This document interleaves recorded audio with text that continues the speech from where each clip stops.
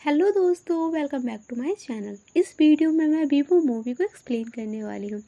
तो मूवी की starting Andreas नाम के एक आदमी से होती है, जो कि अपने पेट वीवो के साथ क्यूबा में स्ट्रीट म्यूजिक शो करता है। दोनों आपस में बात तो नहीं कर सकते हैं, पर म्यूजिक के जरिए एक दूसरे की भावनाओं को समझ जाते हैं। वीवो म्यूजिक के जरिए सभी को अपनी स्टोरी बताता है कि उसका असली घर जंगल में है, पर बचपन में वो एक बार एक बॉक्स से गिर गया था और कुछ कुत्ते उसका पीछा करने लगे थे। वो खुद को बचाने के लिए एक पेड़ पे चढ़ गया। उसी वक्त वहाँ पर एंड्रेस आकर के उसकी जान बचाई और तब से दोनों एक साथ रहने लगे और म्यूजिक के जरिए अपना गुजारा करते थे। शो खत्म होने के बाद दोनों एक जगह पर बैठे होते हैं। तभी एंड्रेस को एक लेटर मिलता है मार्था का। मार्था उसकी बहुत ही पुरानी दोस्त थी। वो मियामी की बहुत ही फेमस सिंगर है और वो अब रिटायर्ड होने वाली है। रिटायर्ड से पहले वो अपने आखिरी शो में एंड्रेस को फिर से एक साथ गाना गाने के लिए बुलाती है और ये शो मियामी के मैम्बो कवाना में होने वाला होता है। इस लेटर को पढ़कर के एंड्रेस बहुत खुश हो जाता है। वहाँ के लोग भी ये सुनकर के बहुत खुश हो जाते हैं और एंड्रेस के मियामी भेजने के लिए पैसे इकट्ठे करने लगते हैं। पर वीवो काफी कंफ्यूज हो जाता है। उसे समझ नहीं आता कि आखिर ये मार्था है कौन। तब एंड्रेस उसे बताता है कि बहुत साल पहले एंड्रेस और मार्था क्यूबा के बहुत ही फेमस म्यूजिकल कपल थे, जहाँ एंड्रेस पियानो बजाता था और मार्था गाना गाती थी। एंड्रेस मन ही मन उसे काफी पसंद करता था। एक बार वो अपने दिल की बात मार्था को बताने भी वाला था, लेकिन तभी वहाँ अमेरिका से एक प्रमोटर आ गया। उसने मार्था को मियामी के मैम्बो कबाना में गाने के लिए ऑफर दिया, जिसे सुनकर के मार्था बहुत खुश हो गई। अब उसका सपना पूरा जो होने वाला था। उसे खुश देख करके एंड्रेस ने उसे अपने दिल की बात नहीं बताई और मार्था मियामी चली गई। उसके जाने के बाद एंड्रेस ने उसकी यादों में एक गाना भी लिखा, जिसे वो कभी गा नहीं पाया। पर अब जब उसे ये लेटर मिलता है तो वो बहुत खुश हो जाता है कि उसे और एक मौका मिला है मार्था के साथ गाना गाने का, और वो इस मौके को अब खोना नहीं चाहता है। इसलिए वो वहाँ जाने के लिए काफी ज्यादा एक्साइटेड हो जाता है और प्लानिंग करने लगता है। पर वीवो को बिल्कुल भी अच्छा नहीं लगता है और वो गुस्से से बाहर चला जाता है। पर बहुत सोचने के बाद वो वापस आता है और मियामी जाने की तैयारी करने लगता है।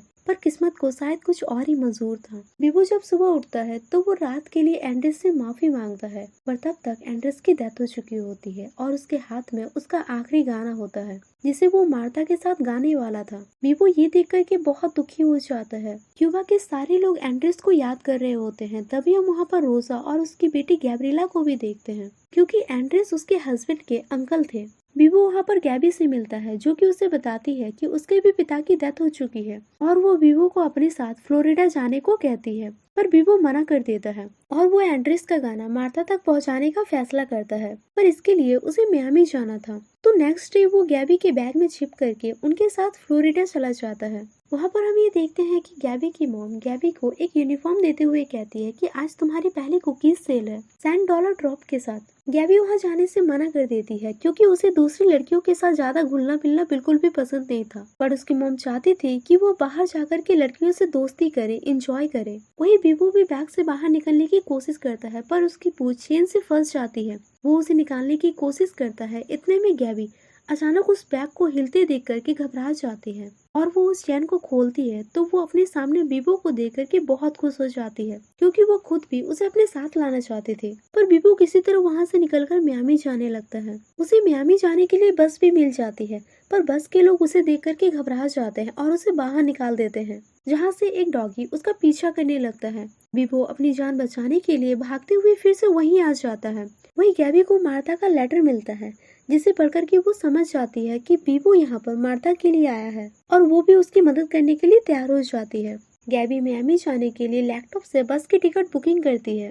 वहीं मार्था भी मियामी पहुंच जाती है। वो बहुत ज्यादा एक्साइटेड होती है कि वो अपना आखिरी सॉन्ग एंड्रेस के साथ गाने वाली है। वहीं गैबी और वीवो बस स्टैंड पहुंच जाते हैं, जहां $10 ड्रॉप की लड़कियां उसे देख लेती है। गैबी उन सबसे पीछा छुड़ाने के लिए झूठ बोल देती है कि वो वीवो को बचाने में बिजी थी। वे लड़कियां वीवो को देख करके काफी खुश हो जाती है और गैबी से उसे उनके हवाले करने को कहती है। इतने में मियामी जाने वाली बस भी वहां से निकलने वाली होती है, जिसे देख करके गैबी किसी तरह उनसे पीछा छुड़ाकर बस की ओर जाने लगती है, पर तब तक बस वहां से निकल चुकी होती है। गैबी तुरंत साइकिल से बस का पीछा करने लगती है। $10 ड्रॉप की लड़कियां भी उसका पीछा नहीं छोड़ती और वे भी उसके पीछे पीछे जाने लगते हैं।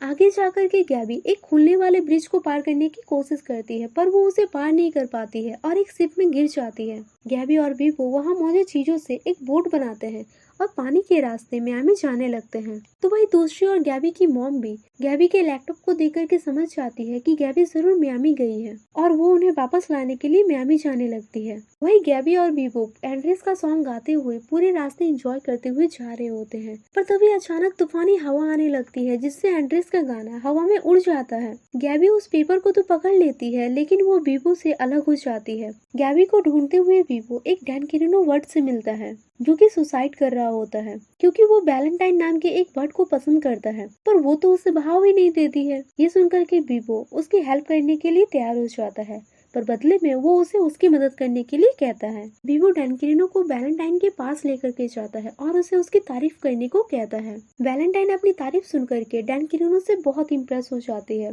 और धीरे धीरे दोनों में प्यार हो जाता है। फिर दोनों वहाँ से उड़ जाते हैं बिना बीबो की मदद किए। तो वही दूसरी ओर मार्था एंड्रेस की मौत से अनजान बेसब्री से उसका इंतजार कर रही होती है। वही गैबी की मुलाकात फिर से $100 ड्रॉप की लड़कियों से होती है। वे अब भी उसका पीछा नहीं छोड़ते हैं। उनके हाथ में किसी तरह से एंड्रेस का गाना लग जाता है और वो उस गाने के बदले में गैबी को बीबो को ढूंढने में उनकी मदद करने को कहती है ताकि वे लोग बीबो को बचाकर वापस ले जाएं। गैबी को उनकी बात माननी पड़ती है क्योंकि एंड्रेस का सॉन्ग अब उनके पास होता है और वे सभी बीबो को ढूंढने में निकल जाते हैं। जंगल में बीबो की मुलाकात एक बड़े से एनाकोंडा लूटाडोर से होता है जो कि उसे खाने की कोशिश करता है। बीबो अपनी जान बचाने के लिए वहाँ से भागने लगता है, पर लूटाडोर उसका पीछा नहीं छोड़ता है। वो उसे खाने ही वाला होता है कि तभी डैनकिरिनो वहाँ पर आकर के उसे बचा लेता है। फिर वो गैबी को ढूंढने में उसकी मदद करता है। वे सभी जंगल के ऊपर से गैबी को ढूंढ रहे होते हैं, तभी जंगल के अंदर से उन्हें गैबी के चिल्लाने की आवाज आती है। तो वे वहाँ पर जाकर देखते हैं कि लूटाडोर अब $100 ड्रॉप की लड़कियां और गैबी को मारने की कोशिश कर रहे होते हैं, पर उनके खाने से पहले बीबो उसका ध्यान अपनी ओर करता है और बड़ी ही चालाकी से उसे एक पेड़ में फंसा देता है।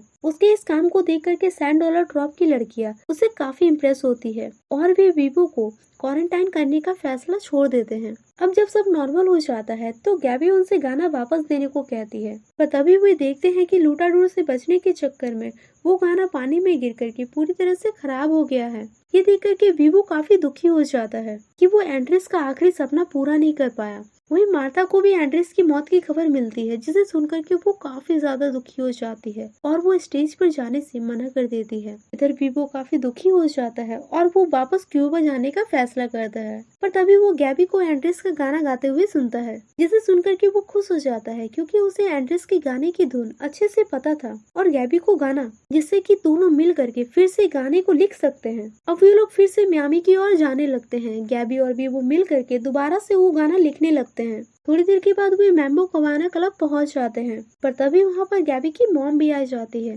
गैबी उनसे बचने के लिए भागते हुए क्लब के अंदर चली जाती है, पर वहां की सिक्योरिटी उसे चारों तरफ से घेर लेती है। गैबी उससे बचते हुए किसी तरह से कॉरिडोर में जाती है, जहां से वो बीबो को खिड़की से अंदर भेज देती है और वो वहां से आगे बीबो को अकेले ही जाने को कहती है और खुद पकड़ी जाती है। बीबो किसी तरह से सबसे छिपते हुए मार्था के कमरे में पहुंच जाता है। वो देखता है कि मार्था बहुत दुखी होती है। मार्था भी एंड्रेस के फ्यूनरल के फोटो को देख करके बीबो को पहचान जाती है। बीबो उसे एंड्रेस का वो गाना देता है, जिसे पढ़कर के मार्था रोने लगती है। वो कहती है कि काश एंड्रेस ने अपने दिल की बात पहले बता दी होती, क्योंकि वो भी उससे बहुत प्यार करती थी और इस रिटायरमेंट के वक्त वो अपने सारे पुराने गानों को अलविदा कहने वाली थी। पर एंड्रेस का गाना मिलने के बाद वो कहती है कि आज मैं एक नया गाना गाऊंगी। वो बीबो को थैंक यू कहती है और उससे कहती है कि एंड्रेस को तुम पर बहुत ही प्राउड फील होगा। फिर वो गाना गाने के लिए स्टेज पर चली जाती है। वही गैबी की मॉम गैबी को लेकर के वापस फ्लोरिडा जा रही होती है। रास्ते में गैबी अपनी मॉम को सारी सच्चाई बताती है, पर उसकी मॉम को उसकी बातों पर बिल्कुल भी यकीन नहीं होता है और उन्हें लगता है कि बीबो अभी भी क्यूबा में ही है। पर तभी वहाँ पर बीबो आ जाता है, जिसे देख करके गैबी की मॉम को उसकी बातों पर पूरा यकीन हो जाता है।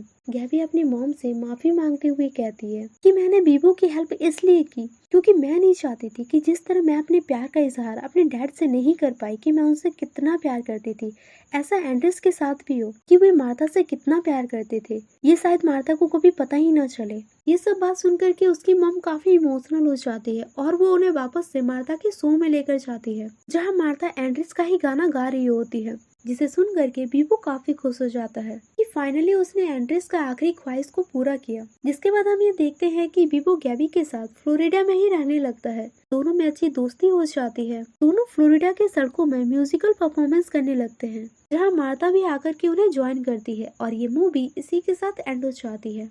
तो आई होप दोस्तों ये मूवी की एक्सप्लेनेशन आप लोगों को अच्छी लगी होगी। Thank you so much for watching.